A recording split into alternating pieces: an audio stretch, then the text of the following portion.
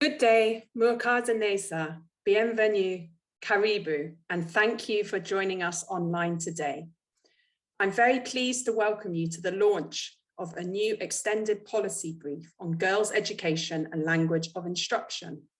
This has been produced by the University of Bath Department of Education, the Institute for Policy Research, and in collaboration with the Girls' Education Challenge. My name is Dr Lizzi Milligan, and I'm a reader in the Department of Education at the University of Bath, and I've co-edited this brief, as well as leading the research on an ESRC-funded project in Rwanda that you'll be hearing some more about shortly. Dr. Leila Adamson, who co-edited this brief with me, sends her apologies, but she has an excellent reason for not being here today. She gave birth to a beautiful baby girl just this morning. Before we begin, there's just a couple of housekeeping notes I'd like to share with you all. Please note that your cameras and microphones will remain switched off. If you have a question, please submit your question via the Q&A function. And we'll come to all of these questions towards the end of today's session. The session is being recorded, so filming and photography is taking place. And hopefully, subject to no technical difficulties, the session will be available online as a video and as a podcast at a later date. So moving on to the policy brief itself. We know that Sustainable Development Goal 4 calls on all governments to ensure that by 2030, all children complete a basic education that is inclusive, equitable, and of high quality.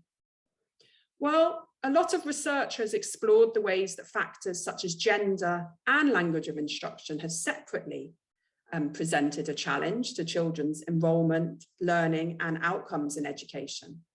There's an evidence gap about the influences of gender and language together, specifically how girls are affected by learning in an unfamiliar dominant language such as English.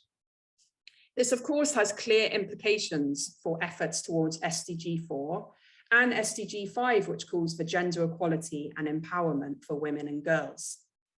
And the key message that we would like you to take away from this policy brief is that language of instruction must be considered as a policy priority if we are to enable all girls to progress in quality, equitable education.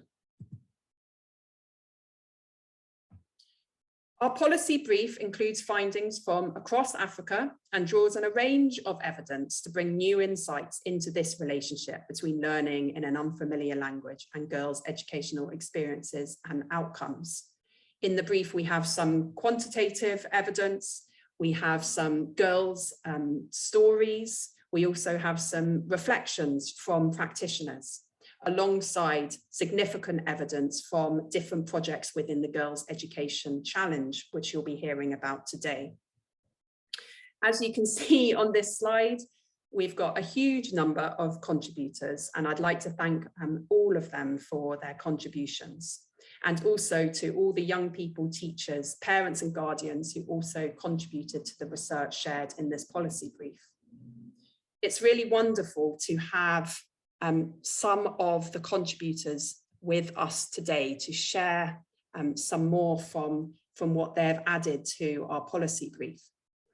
Firstly, you'll be hearing from Aline Dorimana and Aloysie Uwizeyemariya, who are at the University of Rwanda. And they've both been research associates on the ESRC project I mentioned earlier. And they took a leading role in the school-based qualitative data generation in 4 schools across 4 districts of Rwanda. You'll then be hearing from Fadimata Inorene, who is an education technical advisor within the CARE USA Education and Adolescent Empowerment team. She has nearly 20 years of experience working at various levels for different INGOs, bringing expertise in girls' education, gender mainstreaming, governance, and accountability mechanisms. And then finally, from Amira Salama, who's an academic English instructor at Nile University in Egypt and is president of the Africa English Language Teachers Association. And just before I hand over to my co-chair and co-presenter, Alicia Mills, I just wanted to note that our policy brief is dedicated to Professor Audrey Musamanga, who sadly passed away last year and is dearly missed. As I mentioned earlier, we are really delighted to be launching this brief together with the Girls' Education Challenge. And I'll now hand over to Alicia Mills to continue our introduction. She is the Senior Portfolio Advisor for Somalia, Kenya, Malawi, and Ethiopia at the Girls' Education Challenge. Thank you so much, Lizzie, and good afternoon, and a good morning and good evening to everyone.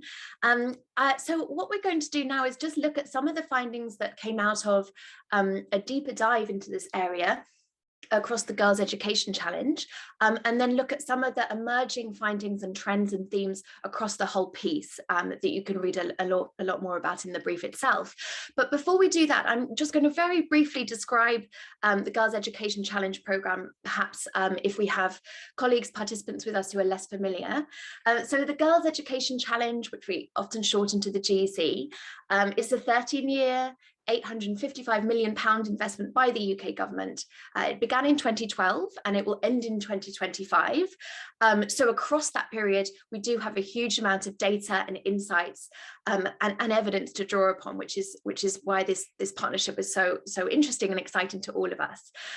It is the largest global fund for girls' education, reaching over 1.5 million of the most marginalised girls in 17 countries across Africa and Asia.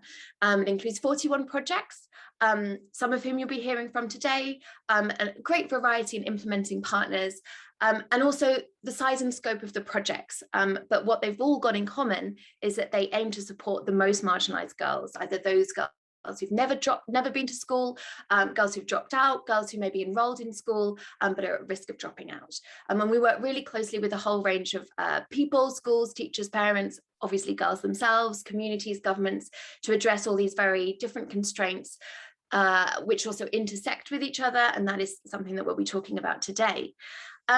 So one of these constraints is low proficiency in language of instruction, and this is something that we were really interested to look at because the GEC is very much focused on supporting girls to learn in school, sometimes before school as well, but learning has always been a really core focus of the programme.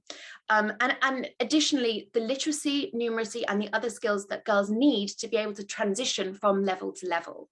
And we knew from our experience across these projects that girls do sometimes struggle to understand the language, that sometimes teachers struggle to use skills within classroom settings to help girls to follow lessons.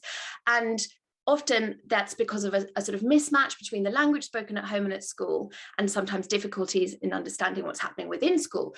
We also knew that many projects kind of felt this mismatch and felt this constraint every day, and already had deployed many different strategies in approaching ways to help teachers and girls, and sometimes others too who we'll come to be better supported to be able to grow that proficiency. So hopefully today we can be drawing on some of those experiences as well. Something that we knew is that yes, exclusion happens before the point at which you get to school, but it also happens within school. And we were really interested in working with Lizzie, Layla and others to understand how those processes of exclusion operated.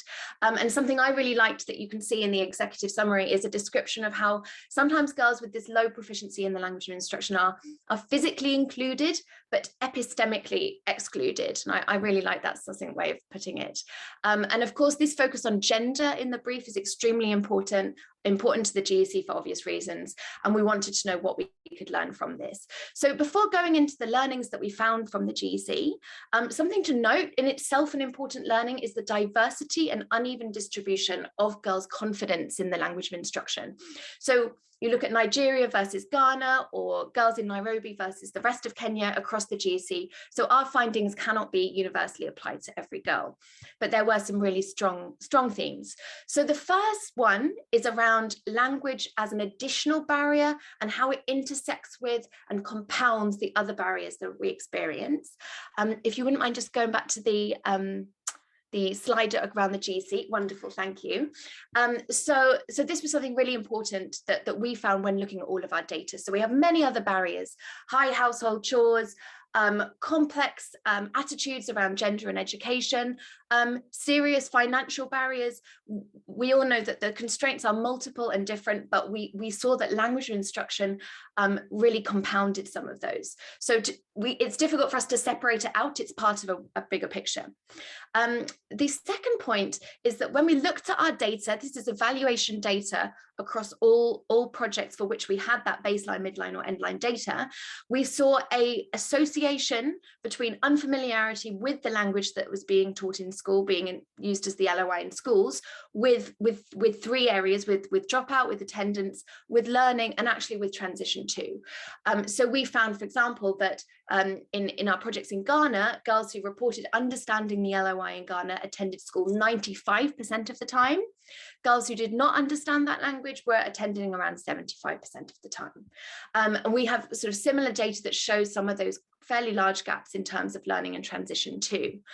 The third thing is that just as we have found a real diversity in girls' understanding, we also saw real diversity in ways that teachers sought to address these low proficiencies, really differing practices and also differing attitudes, interestingly, and that echoes some of the work across other chapters in the brief.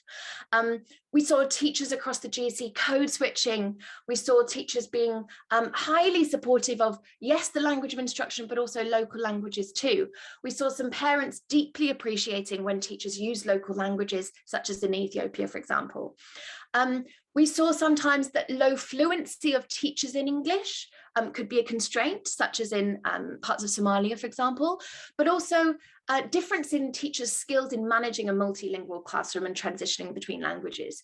Some really excellent work done by GCSE projects in supporting teachers to be able to help children transition in that way. And in other areas, some more limited skills that we can now build on.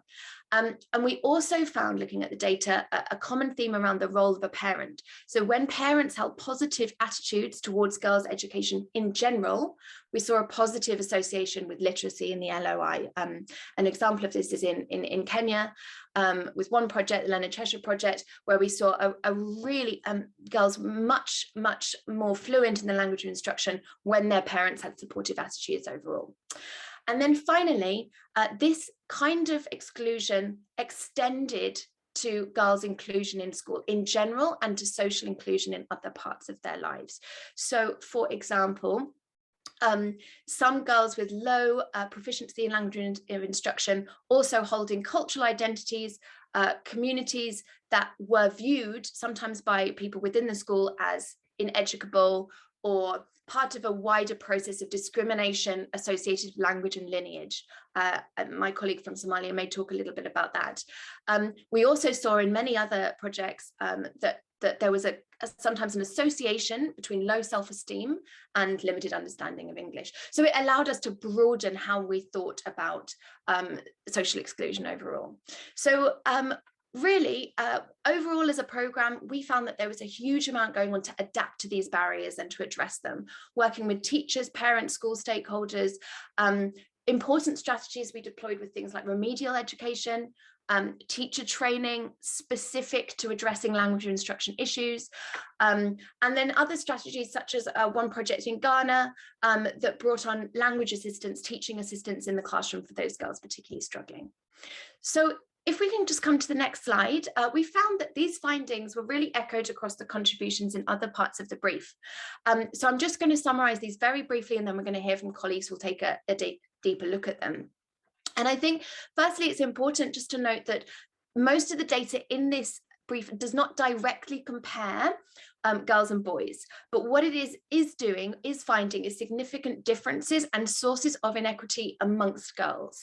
And that's something that's quite important to just briefly acknowledge. And there is actually a UNESCO report, it was published last month, around the disengagement of boys, that also acknowledges the role of language here in terms of how it intersects with disadvantage. That's quite good to look at, I think. This first finding is around this theme around how some girls are affected by this unfamiliar language more than others. We found in one project in Ethiopia that a girl's geographical location and also her home situation in various ways made a huge difference on how she was able to deal with language instruction in the classroom.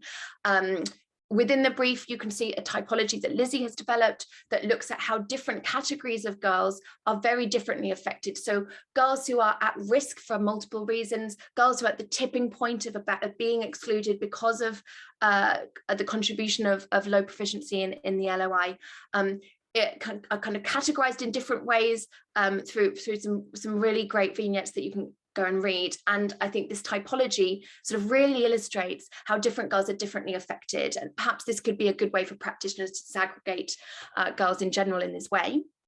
The second finding that you'll see across the brief is around the criticality of the role of teacher, perhaps unsurprising, but really detailed in lots of interesting ways in this briefing.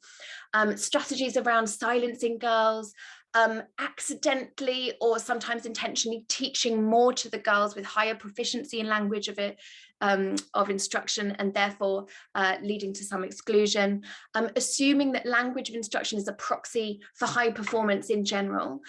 There's some interesting work that Layla did around with secondary schools in Tanzania, looking at how teachers direct some of their teaching to specific girls with better language skills. But also many instances where teachers adapted to multilingual differences. Somjet T, a GSE project in Somalia, has a great spotlight story around the support they gave to teachers in building those literacy skills. And then finally, a key finding from the brief is around the way that gendered sociocultural norms really very, very strongly are important on influencing whether a girl thrives in educational settings or not. And this is something very familiar to anyone working on the GEC and girls' education more broadly, I'm sure.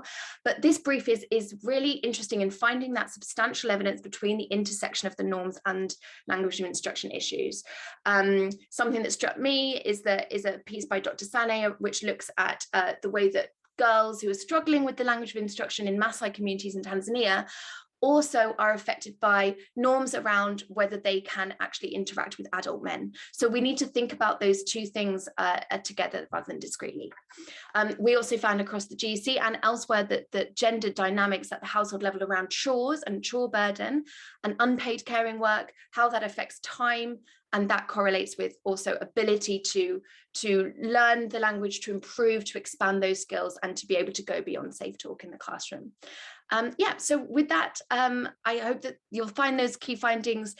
You're going to see many more of them as other colleagues speak, but I'm now just going to hand back to Lizzie, who'll show us that recommendation slide as we move to the next section. Thanks, Lizzie.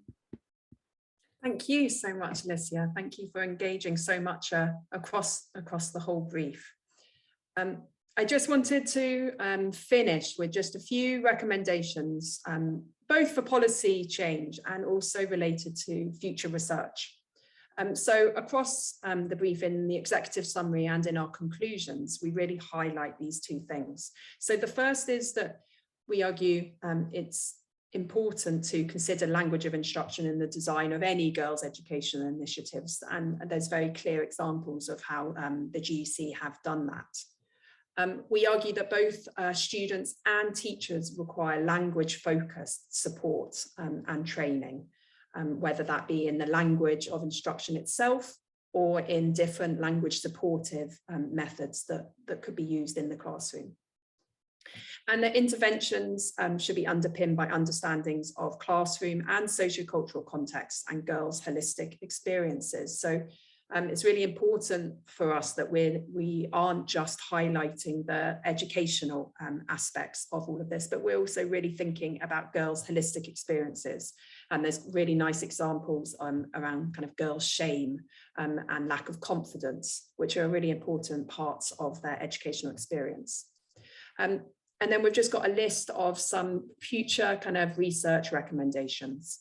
So we suggest that any projects or kind of national or international assessments could consistently gather data relating to language, so we have much more evidence to be really looking at. We think that there's still a lot more work, and we're excited to see how we can continue to work together with the GEC, looking at further synthesis of the language-related data across their girls' education, but also if there's other people here who work on girls' education projects who have some interesting language-related data, please do get in touch with us. We'd love to hear from you. We suggest the greater role for young people's voices in research. That comes through very clearly in the brief, how important it is to really speak to girls about their experiences of language. And to prioritise the inclusion of researchers who share familiar languages and life experiences. That came through incredibly clearly for us in our Rwandan work from the colleagues that you're just about to hear from. Working with Aline and Aloysie has made a really big difference to the quality of the research we've been able to do there. And just finally, we're talking here very much about monolingual policies, but we would always want to prioritise and advocate for the development of multilingual and language-supported pedagogies and the ways in which those can be brought into some policy change. So on that note, I'm just going to move over onto some other slides and see whether Aline and Aloysie are with us and ready to hand over to them.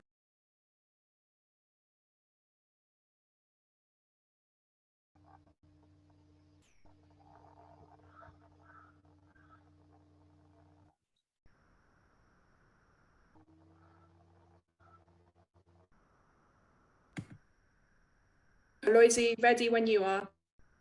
Yes, I am ready. Thank you very much, Dr. Lizzi. Thank you. Regarding the project we participated in, a case study of girls' education experience in English medium Rwanda basic education, we are going to share with you why we chose Rwanda and girls, how data were generated, and some of the key findings from the research. To start with, why Rwanda, why girls? You know that Rwanda has been ranking high on quality and equity and gender promotion. When you read different reports, Global Gender Gap reports, World Bank reports, many reports. Looking at its ranking over the past years, its review of the constitution and compliance with 30% quota for women in elected positions, and the fact that it has the highest representation of women in the parliament. Nowadays, we have 61.3% of the seats they are held by women. And this it has led to the review of registration and gender sensitivity in the review of registration to cater for equity, social justice, fairness, and so on. Regarding education, Rwanda is seen as a success story for gender promotion, girls promotion, the promotion of girls' education. And the enrollment rate for girls in primary and lower secondary is higher than the enrollment of boys in Rwanda. So that is the first reason why we chose Rwanda. The second reason is that it is using English as a medium of instruction from primary one of schooling. To explore the experience of girls' education in English medium of instruction, we proceeded by, we analyzed statistically primary 6 and senior 3 examination results, national examination results. We also selected some schools, 4 schools in 4 districts. The selection criteria being dictated by the differences in terms of gender and education. We also had narrative interviews with 45 case study girls. We selected 48, but 3 did not participate for different reasons. We had interviews with 45 case study girls from those schools. We observed 4 lessons in each level in each school, 4 lessons in P6, 4 lessons in senior 4, and we video recorded them. We also had narrative interviews with 8 teachers, the teachers that we observed at each school and the head teachers of those schools. After that, we analyzed data thematically and came up with typologies. We grouped those case study girls based on the achievement by the English achievements, likelihood to drop out, attendance, classroom participation, and home burdens. Then we came up with some typologies that Aline is going to elaborate on. Key findings then, generally speaking, some of the key findings suggest that there is a high pass rate in English for P6 girls and boys alike, but the majority are getting a low pass grade, the majority of them. In senior 3, lower secondary, the national exam in English, approaching half fail the English national examinations, and girls, boys are outperforming girls. Girls are more likely to fail than boys. And we have observed a clear divide between the performance of girls in Kigali city and those who are living in other districts in the rest of the country. To elaborate more on those girls in senior 3, Aline is going to share some of the findings in senior 3. Over to you, Aline. Okay, thank you, Aloysie, for the speech. So regarding the findings in the lower secondary education, we have found multiple overlapping burdens at home where girls have more responsibilities than boys, and consequently they are late to school. Sometimes they are absent and they don't even get enough time for their homework, which lead them to the risk of repeating, and sometimes it's difficult for them to get the transition. So other burdens such as home chores, insecurity of the home, and financial challenge, which affect girls than boys. And these challenges also lead them to irregularity at school. Also, these girls were found low participating in the classroom due to the culture that silenced them. They are fearful and they are even ashamed to speak, and this becomes worse when they have to speak in English, which is not their mother tongue. So we can generally say that English is an additional burden on top of already very heavy load. So like Aloysie mentioned, based on the performance of girls, likelihood to drop out, attendance and participation, and even home burdens, we grouped these girls into 5 typologies, namely girls that are at risk, girls at the tipping point, girls going against the odds, girls using multiple strategies, and girls that are teachers' favorites. If I can try to explain one example of girls at the tipping points, these girls are just passing in English and they are at the middle of the road, sometimes engage in the classroom, even talking in the classroom. They actually participate in the classroom medium to low, and they are partially engaged. In the classroom, they try to raise their hands up just to respond to questions which are short, questions which are closed, and generally they don't take risk of developing their language through providing wrong answers or summarizing or asking questions because they're afraid to speak in English. Consequently, they lack opportunity to develop that language. Also, these girls rely much on code switching of their teachers from English to Kinyarwanda, and even they get opportunity to get the explanation from peers to help them understand what they are not able to understand from the teacher. In fact, we can say that English has a significant impact on these girls and may enable them to progress their schooling. So if I can reflect, my own reflection is not different from this girl's experience, because when I was in primary 6, I remember that I had many responsibilities at home due to the housework or those girls' responsibilities at home. So I was at school, when I was in P6, of course, I was placed in the front desk to maximize my learning at school, because my teacher was aware that I cannot get enough time at home to revise my lessons. So she used to make sure that I'm really maximizing my learning at school. So I was confident of speaking the language I was not confident in speaking the language of instruction, which was French, because I could not get opportunity to practice French at school, because I had the habit of responding questions using both English and using both French and Kinyarwanda. It was accepted.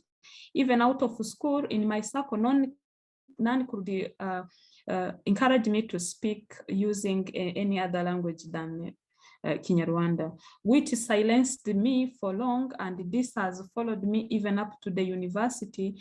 It was actually impossible for me to speak both languages. So I maybe Aloysie can also share her reflection. Over to you, Aloysie.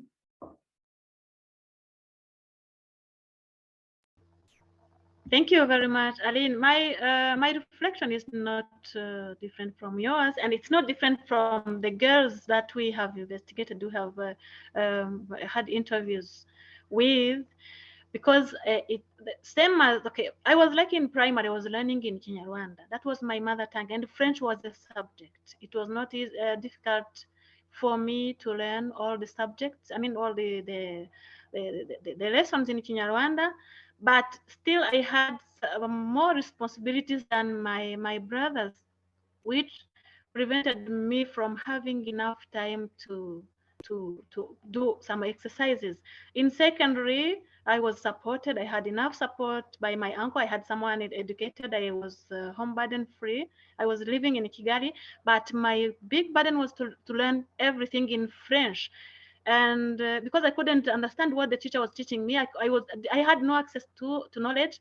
I had to rely on my uncle, who had to support me at home, explain everything, and I had to write the explanation in Kinyarwanda. And whenever I was revising, I had to read in French version and Kinyarwanda version to understand. So I learned like that, but with that support, I managed and passed successfully. In higher learning, it was another issue, because I was a mother now with 3 kids. So home burdens and responsibilities were heavier, because living with your husband, who is a boy, they don't feel responsible for most of the home activities. It was not easy for me, even if I was learning in English as a medium of instruction, and French, because it was a transition to, depending on the teacher. When the lecturer was a French speaking person, he had to, or she had to, teach in French.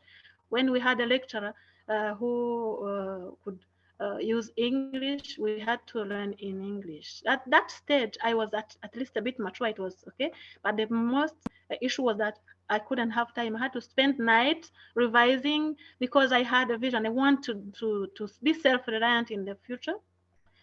I passed successfully, but with many difficulties. Another thing I realized that in higher learning is that women were underrepresented. From primary, many girls.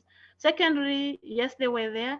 And at university, there were very few. I was the single girl in the combination same class with 15 boys. So this was maybe I was thinking, oh, these burdens are just oppressing some girls. They are not accessing. This is some reality even here now in academia. When you look at women, girls in academia, they are very few, very, very few, which shows that there's a problem with equitable inclusion. So I can conclude that for reaching equitable inclusion, we need much more attention, greater attention and support. We need to listen to girls. We need to know what is happening to them. And we need to build from a solid foundation.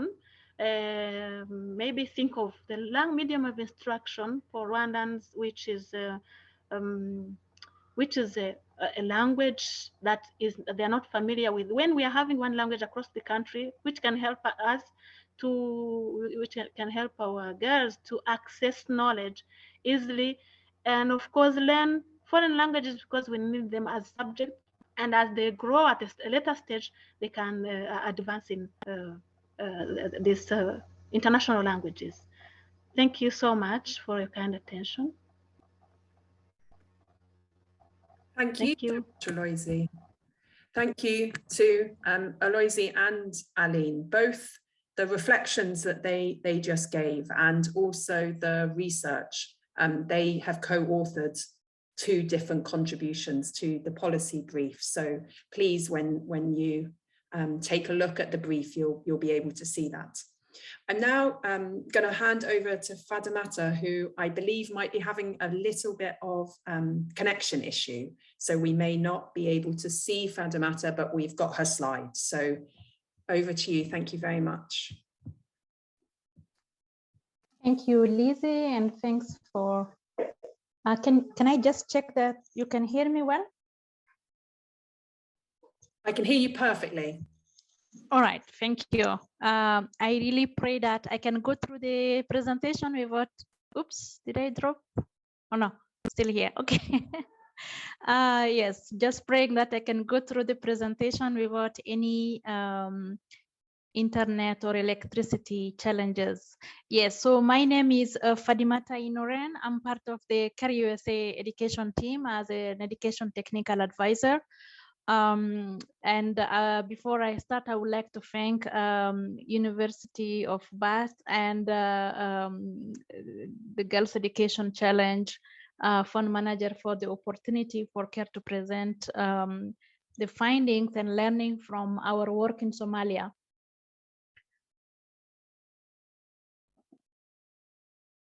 So quickly, a quick overview of the linguistic context of Somalia, Somaliland.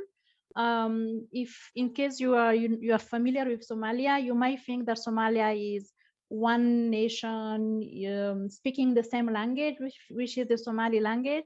But actually, as you work through Somalia and get to know more, you realize that actually it's not as uniform as it looks. We have the northern and central Somalia part, which is inclusive of Somaliland, Puntland, and Galmudug, where CARE has been implementing one of the FCDO funded projects for almost 10 years now, where the Somali dominant language called Afmahatri is largely spoken. So it's a mother tongue for children, for the majority of the population there. And also most children attend the Quranic schools, which are the schools informal setup where children start to memorize Quran and also start decoding the Arabic language. And when they start, and that's at a very early age, some of them from age 5 to up to age 10, even after enrolling in school, they still continue going to Quranic school and learning Arabic and Quran and how to read. Mahatri dominant language is the language of instruction, and that's the case up to grade 8 in most of the formal schools. And English is taught as a subject at those grades level. But it becomes the medium of instruction once learners transition to secondary level. So that's a majority, the vast majority of Somaliland. But then you have the southern part of Somalia, where in addition to the Afmahatri language, which is the official language of instruction, even in the southern part of Somalia, you also have the coexistence of different I will not say dialect. Some of them are dialect, but some of them are different languages, like the Afmahai language, for instance, which is spoken by what is referred to as historically marginalized groups, like the agriculture clans, the Bantu minorities in the Southwest, for instance. And it's a majority language in some of the states we operate, like for instance, Banadir State, Jubaland State, and the Southwest State. And Afmahatri, as I said, is still the language of instructions apart from Southwest region, where it's not. So CARE has been implementing 2 projects, which are both part of the GEC pool fund. One of them is the Somalia Girls Education Promotion Project, which has been operating since 2017 and just closed recently, and has been operating in southern part of Somalia, northern central part of Somalia, Somaliland, Puntland, and Galmudug regions, in particular. And as part of the Girls Education Challenge objectives, the project was focusing on improving learning outcomes and improve positive transition among marginalized girls in rural and remote areas. And the project impacted more than 37,000 marginalized adolescent girls aged 10 to 19. On the other side, in the southern part, the sister project of the SOMJFT, which is part of the Leave No Girl Behind initiative, the Ages project, started in 2018 and is still going on. And this one focuses more in the southern regions, Banadir states, Hirshabelle, Jubaland, and Southwest states, and is more focused on highly marginalized out-of-school girls, older, as you can see, age brackets between 15 to 25. So some of them are already married young women, out of school girls, who are highly marginalized, offering them, unlike the SOMJFT, offering them different education pathways in addition to the formal education for some of them, but more focusing on providing them non-formal education and alternative education pathways, which SOMJFT did as well. But this one has really been trying to get marginalized girls and supporting them. So quickly, what's different between the 2 projects? The SOMJFT project in particular try to focus on helping the acquisition of English language and helping learners prepare the transition to secondary, because what the project found out was that the acquisition of learning at the earlier grade, as I mentioned earlier, was not an issue because of the fact that education is done in the Afmahatri Somali language, which is the mother tongue for learners, but also English is just a subject. But then as learners are expected to transition to secondary and completely shift to English, the project found that, for instance, at the baseline, 72% of the girls who were in grade 6 already had the same English skills and level of comprehension of English as a grade 2 student. So this is not setting them up for success once they transition into secondary language.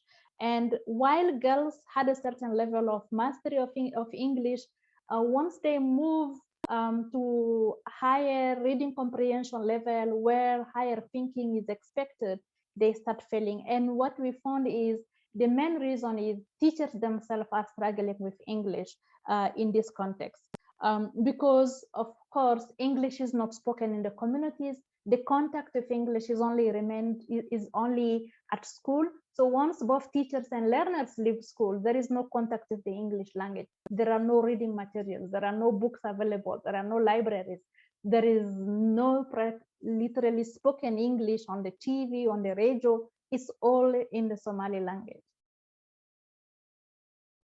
So what did the project do? The project tried to be really purposive when it comes to English as a medium of instruction, developing training modules for teachers, providing in-service training for all the teachers, trying to really explain to them how to help learners develop language, building on what the language they know, like the mother tongue, and then slowly helping them progress from one level to another, and then encouraging teachers themselves to further practice their English skills, get more exposed to English, and then also encouraging them whenever possible to enroll in any opportunities, including online or on their phones.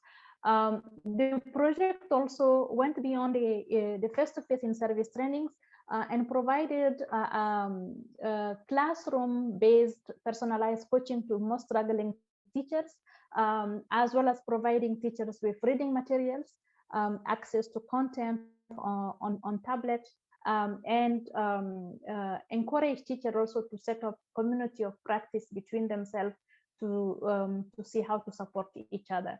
From the student side, the project also recognized the need to support learners and providing English easy reading books, not only the teaching and learning materials, but also storybooks, short stories that contextualize storybooks, providing tablets preloaded with English content, as well as loudspeakers to increase exposure time, so both teachers and learners can use the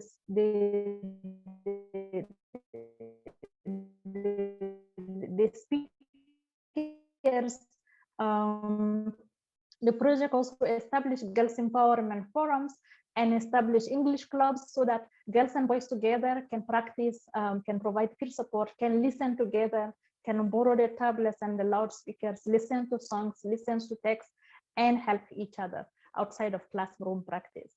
When it comes to working with the ministries of education, the project has been training them, working with them, and to support struggling teachers following the initial trainings that were provided. And we developed a competency framework so that the supervisor can understand where competency framework, and also identifying potential in-service training opportunities beyond what the project can provide. For instance, there are some of the projects who are trying to help teachers both through in-service and pre-service training and providing more reading materials and opportunities. The project's inline evaluation, which was concluded recently, found out that the project's intervention led to significantly higher gains in English literacy over and above the comparison groups amongst girls who were originally out of school at the baseline and have since then enrolled.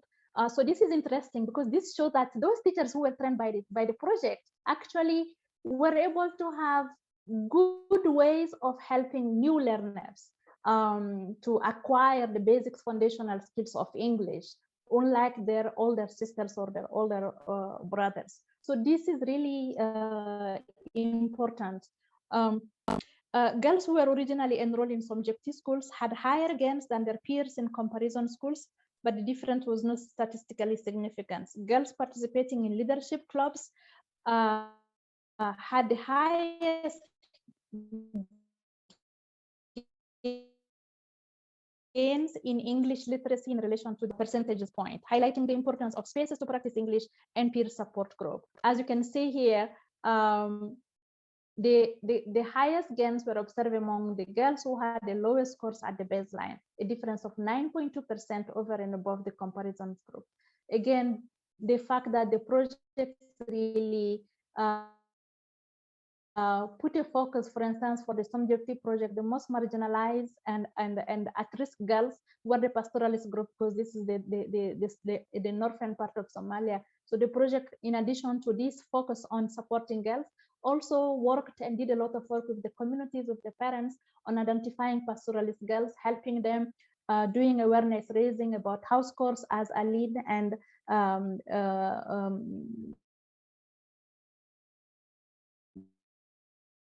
my previous creating awareness about the factors impacting girls learning at home and how families can support girls learning at home.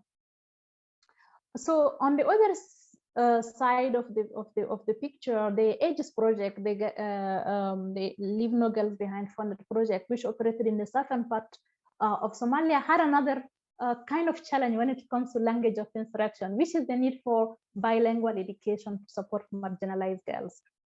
What the ages baseline found was that the first cohort of 24,000 out of 24, almost 25,000 girls identified by ages, 40% spoke the Afmai language, which is a minority language. And also the baseline findings indicated that girls speaking a minority language, mostly the Afmai, had an average literacy score 12% below the average, the overall average, while the average numeracy score was 5% below the overall average.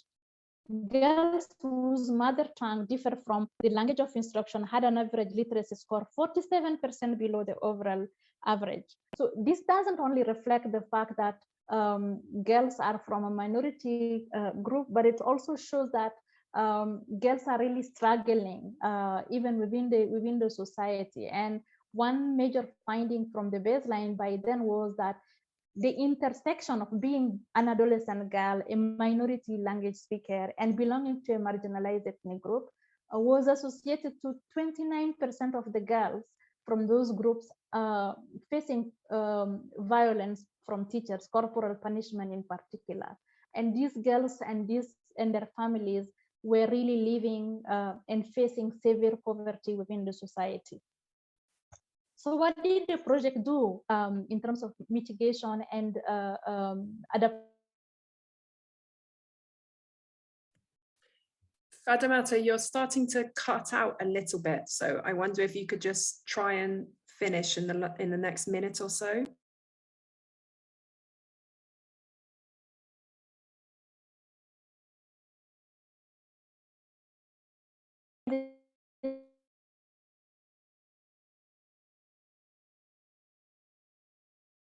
There is a need of multilingual education. Afmahatri will not serve and is not serving to the table.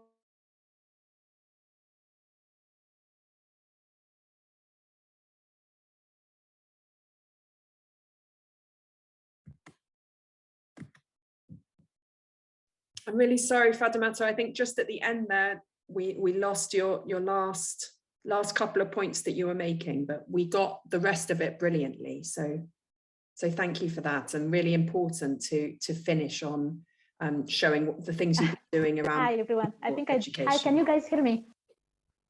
I can just about hear you. Yes. So I was just saying that we're going to move on now to Amira, because we're getting a bit short on time. Okay, this was the last slide. Okay, go on then. Do your last slide. All right, thank you, Liz, and sorry for the technology issues. So just showing, I think I dropped a little bit. So the project provided training, engaged communities, and also established girls forums, and brought up the issue of the need for supporting and also the need for multilingual education strategies and approaches. This is the findings from the most recently conducted midterm evaluation of the project, and we can see here that girls from the minority group are catching up. So they are a little bit above the benchmark. So they are at 23.8 percentage point in their acquisition of their Somali literacy skills. So this is still not huge, but the gap is closing. So which means that the approach that the project is using are working, identifying these girls, supporting them, and working with different stakeholders to cater for their specific needs. I will stop here. Thank you very much. I welcome communications. Thank you for your patience, and sorry for the technical challenges. Over to you, Liz. Thank you so much.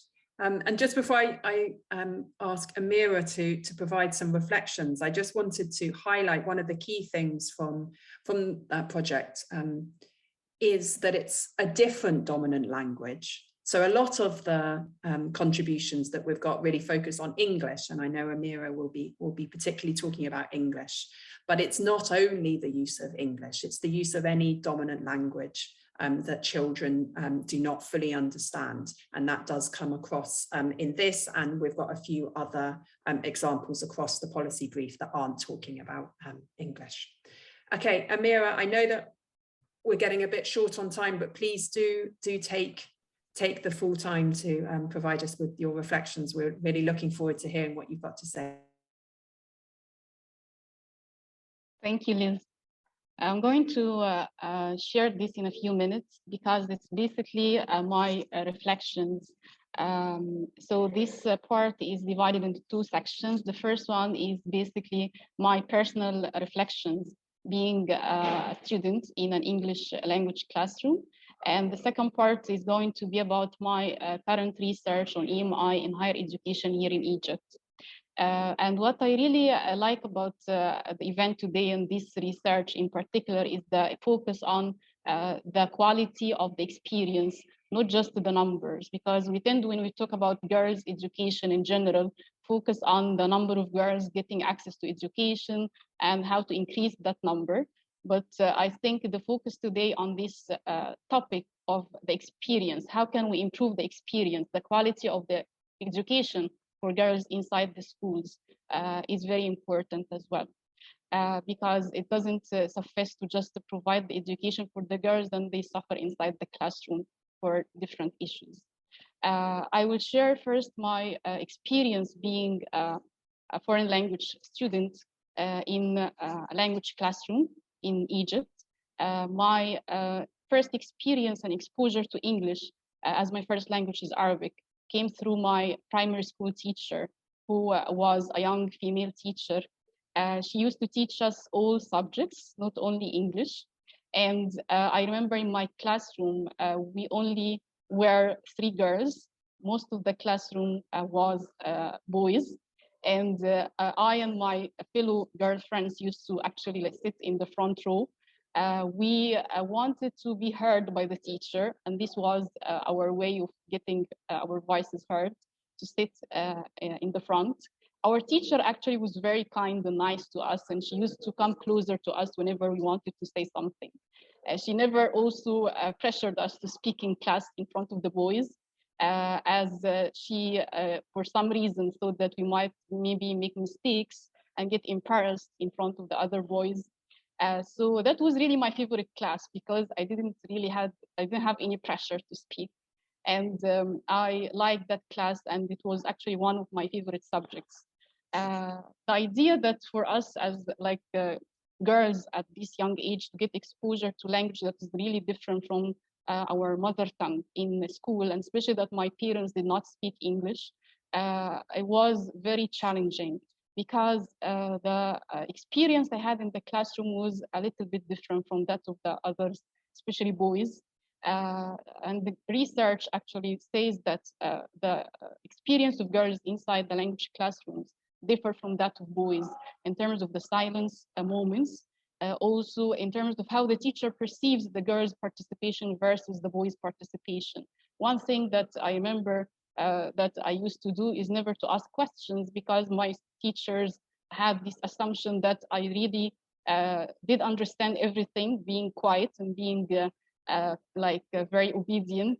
Unlike the boys who used to cause troubles in the classroom and get more attention from the teachers, and as a result would be asking more questions to make sure that they are following the lesson. So in relation to the experience of girls and talking about how they get the quality education inside the classroom, especially in classes where the language of instruction is different from the mother tongue. We have a lot of evidence from research already about how challenging this is for girls. And in low or middle income societies where access to education is dependent on social and geographical factors, gender disparities are very evident, especially in situations where the girls have to commute to school, where the girls do not feel safe, maybe spending time after school to study with their peers and they form study groups, unlike boys, because of their gender, then they are placed at a disadvantaged position. In some low-income contexts in Egypt, for example, some state schools are language schools, or we call them EMI schools. In these schools, the students get access to education using English as a language of instruction, but the challenges are many because they are not really well-furnished schools. they are not very expensive. So families from low income and middle income level can admit their students or their children to these schools. At these schools also teachers sometimes do not have the enough proficiency to teach these subjects in English. So they can switch to Arabic in the middle of the lesson, and they do not really get enough training to use EMI in teaching. The idea that in these schools, since they are in low income societies or contexts, they also provide or they deprive the girls from their chance in quality education, since the parents sometimes see that their children are not getting enough education, quality education. They do not perform well due to these other external circumstances, due to the flawed system. So they would prefer for a girl to stay at home and do the household chores, while they would save the opportunity of getting educated to their boys due to gender stereotypes and gendered roles, of course. So these schools do not really support the EMI education, but rather they place girls at a double disadvantage. And in the next few minutes, I'm going to talk about my recent research, which is related to EMI in higher education. I know that we are focusing mainly here at the other level of education, but I would talk about this because it is relevant. The number of the girls in STEM schools and STEM education, as we are all aware, is not comparable to the number of boys. And in my research, I look for the reasons why this happens at my university, where some of the students come from also low and middle income societies on scholarships to learn in an EMI environment. And one of the findings of my research is about how girls cope with this environment, especially those girls who did not really go to language schools, and their proficiency in English is not is not really the one that would be good for them to get them admitted into the university without financial aid. So they, many of them said that this was actually the last option. They did not prefer to go to STEM because of their language proficiency, and this was a result of their education in these EMI schools and also schools where the EMI system was not implemented as it should be. So this would actually place those girls at the end of the road, like even they would actually stay home and not really go to university, or they would still suffer in their options to which field they would join based on the language barrier that they want to avoid actually. This is the last point that I would like to share, and I shared it also in the policy brief about some recommendations based on my personal experience and also my research on EMI in less favorable contexts, that we would like to recommend reconsidering and rethinking the EMI implementation in these contexts, especially where the gender roles are evident and prevalent, and the choice of the girl to go to school is not really a luxury, but sometimes it is sacrificed for the reasons that were mentioned by my colleagues here, economic and socio-economic situation of the girls and the families, and to also try to think about this implementation in regards to the girls' role in society, not only their proficiency, and train teachers to know how to use multilingual pedagogies, not to switch to L1 without the knowledge of its effect in the classroom, not to deprive students, whether boys or girls, of the opportunity to get quality EMI education. Thank you.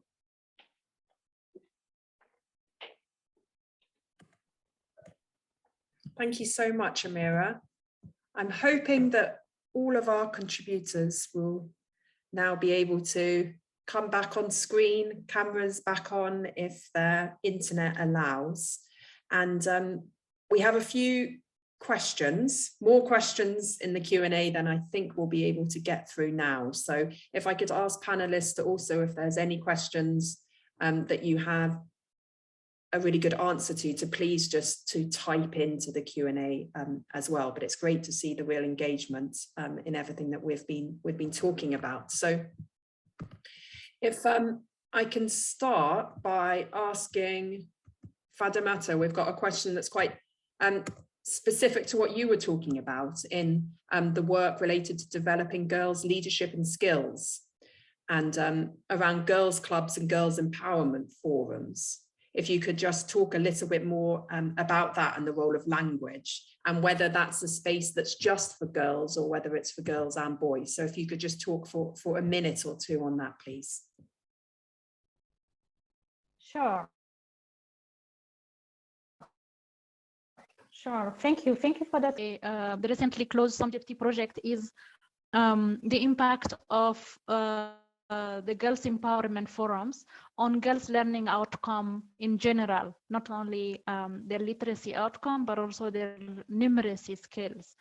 And Girls Empowerment Forums are clubs that CARE has been establishing in different contexts, and we have adopted the model from India actually to the Somalian context, where girls, self-selected leaders, are trained and with the support of a mentor come together and develop an action plan, and through the year they're supported to put in place their activities, and they meet on a weekly basis to go through different thematics. And of course, it's an opportunity for socializing. It's also an opportunity for peer support. But most importantly, it's also an opportunity for girls to discuss issues about leadership, life skills, issues around gender-based violence, issues around house chores and security and safety for girls. So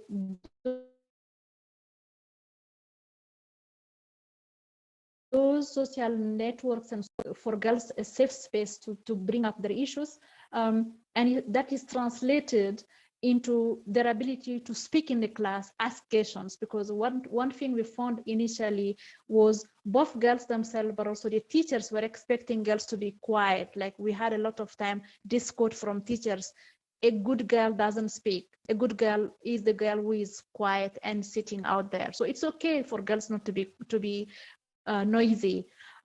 So these clubs offer girls that capacity to go beyond their shyness and their discomfort for public speaking and start speaking in the class, raising their issues. And when they are struggling with issue, as I said, during the meetings or even outside of the meeting, they can get peer support. So that's really important. One other thing we did is we went through the Girls Empowerment Forum, and now we also established the Boys Empowerment Forum, recognizing the importance of working with young men and boys, but also recognizing the fact that boys have their own issues, like toxic masculinity. And in the case of Somalia, for instance, there is this culture of chewing cat. It's an addictive substance to which boys are initiated at a very young age because it's male dominantly consumed by men, and boys can get into it at a very quite early age. And also immigration, as you know, very young boys are drawn into immigration and are the one affected by that. So we had to also develop particular model for the boys and get the girls clubs and the boys forums to work together, and we are really seeing the impact of that through the SOMJEPT endline evaluation, and it's a model that we are replicating across all the projects we are doing in Somalia, in other contexts, even here in Rwanda. Thank you. I can share links in the chat box of some of the learnings from the SOMJEPT endline evaluation, and Alicia is also on the call if she wants to say more about it. That's great. Thank you so much. And now, bearing in mind time, I wondered whether we could finish with a question, which is a very challenging one from Rona, which is, she wonders where we think attention is best spent. Is it supporting language-supported pedagogies across the curriculum? Is it strengthening the teaching of these dominant languages, such as English as a subject, when they're also used as a language of instruction? Or is it in gathering and sharing evidence to campaign for and influence policy to ensure children are learning in a familiar language? If we had to choose one as our priority, I wonder, Alicia, I wonder which one If I forced you to think about which of those, which would you say, do you think? I'm hesitant for the same reason that I think we'd all be hesitant to sort of try and single one out. When I read that question, what I will say briefly, and then maybe we can come to other colleagues, is that we found something less about the what, but the when. The timing of when that support is most critical is quite interesting, because we track girls as they move from one transition point to another, and often the language instruction switches at the primary to secondary level, or sort of it deepens as you progress through different grades. I think there's also a question that I'm sort of thinking we could add to Rona's around, you know, targeting the timing so it is most effective, rather than attempting to provide that across all grades. But interested in what others think. Amira, what do you think?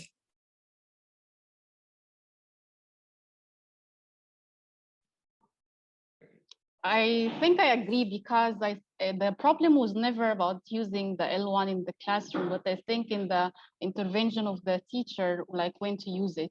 And sometimes it was just used as like a simplified way of instruction without really paying attention to how the students interact with this, or how much learning is happening through using it or not using it. So I agree about the idea of when, actually. This is something that, or a piece of knowledge that is missing. And Aline or Aloysie, do you have anything else that you would like to add to that?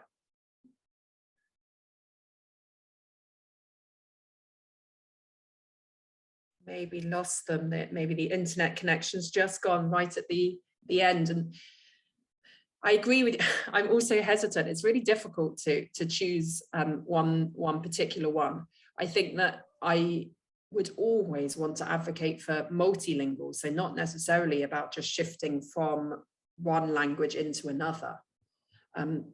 But I also recognize the policy constraints that we're working within. So some of the other questions in the Q&A have been, well, surely it just makes sense. Why would they be learning in English? And one of my colleagues, Harry Kuchar, has given a reply to give some of the, it's a very long story, but some of the historical and political reasons for why policies get made in this way. So I'm really aware that within those constraints where these decisions are not necessarily made on educational grounds, but more on political ones, just being able to find small ways that we might be able to help the children that are right now, this moment, sitting in classrooms where they don't really understand what's going on.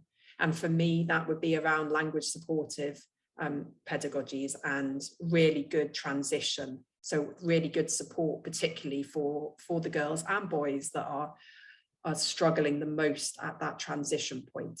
And just really recognizing that it exists. And so children don't feel that shame and embarrassment sitting in the classroom, because it's not just about their outcomes. It's also, for me, it's so important that we think about the experiences that they're having in those classrooms.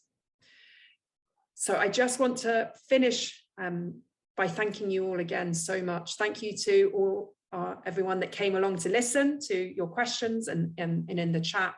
I will try to follow up with those that we weren't able to get to.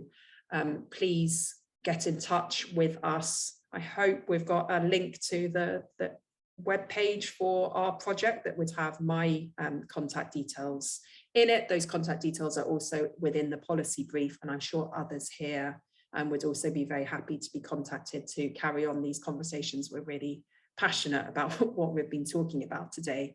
And thank you again so much to Alicia, to Aline, to Aloysie, to Amira, so many A names apart from Fadimata.